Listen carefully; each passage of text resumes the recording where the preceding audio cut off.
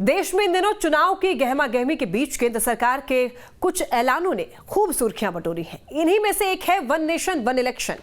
केंद्र सरकार ने देश में वन नेशन वन इलेक्शन को लेकर के बड़ा कदम उठाते हुए एक कमेटी का गठन किया है और इसी के साथ दिल्ली से लेकर रांची तक सियासत गरमाई हुई है।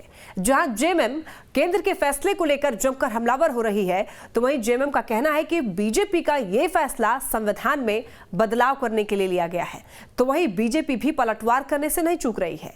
इन सब के बीच सवाल यह है कि अगर देश में एक साथ चुनाव हुए तो इसके क्या फायदे होंगे और क्या नुकसान होगा, इस रिपोर्ट में देखिए।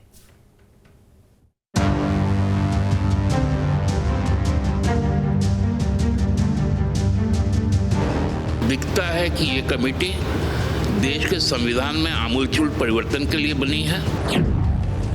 वन नेशन वन इलेक्शन पर रात। झारखंड में पक्ष विपक्ष में आर पार। जेएमएम के निशाने पर केंद्र सरकार। एक देश एक चुनाव से होगी नैया पार। देश में एक साथ लोकसभा और विधानसभा चुनाव कराने को लेकर केंद्र सरकार ने बड़ा फैसला लिया है। केंद्र ने एक देश एक चुनाव को लेकर एक समिति का गठन किया है और पूर्व राष्ट्रपति रामनाथ कोविंद को इस समिति का अध्यक्ष बनाया गया है। यह समिति इस मुद्दे पर विचार करने के बाद अपनी रिपोर्ट सौंपेगी। इसके बाद ही ये तय होगा कि आने वाले समय में क्या सरकार लोकसभा चुनाव के साथ ही सभी राज्यों में विधानसभा के चुनाव भी कराएगी या नहीं। हालांकि अभी सिर्फ कमेटी का गठन हुआ है, लेकिन झारखंड में इस पर सियासत ने रफ्तार पकड़ ली है। जहां जेएमएम इसको लेकर केंद्र की बीजेपी सरकार पर हमलावर हो गई है। जेएमएम महासचिव सुप्रियो भट्टाचार्य का कहना है कि केंद्र की ओर से बनाई गई कमेटी संविधान में बदलाव के लिए बनाई गई है। ये committee one nation one election के लिए बनी।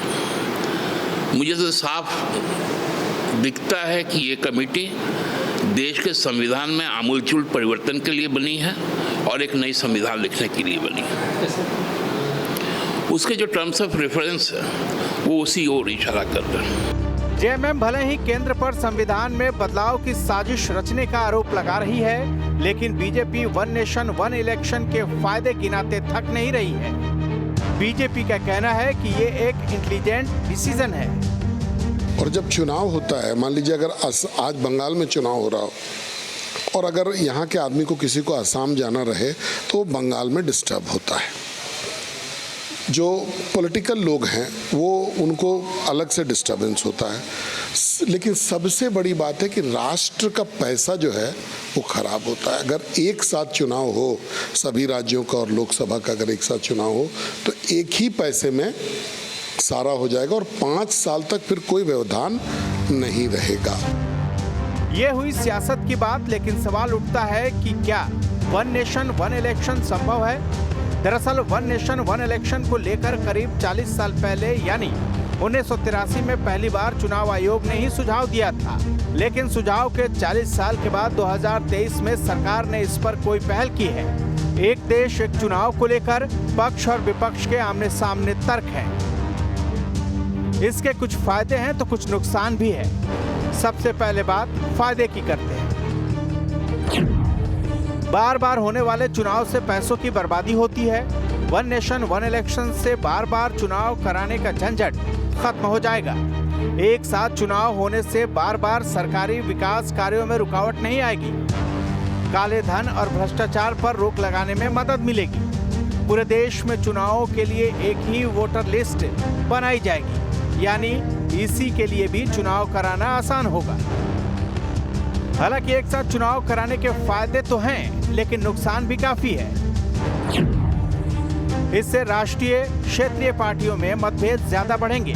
राष्ट्रीय पार्टियों को बड़ा फायदा पहुंच सकता है, छोटे दलों को नुकसान होने की संभावना ज्यादा होती है।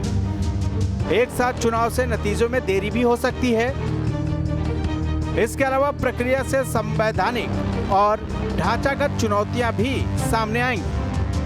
जैसे हर सिक्के के दो पहलू होते हैं, वैसे ही एक साथ चुनाव करवाने के फायदे और नुकसान दोनों हैं। अब कमेटी के गठन के साथ ही इस पर सियासत तेज हो गई है, लेकिन बयानबाजी के बीच इंतजार है कमेटी की रिपोर्ट का, जिसके आधार पर फैसला लिया जाएगा।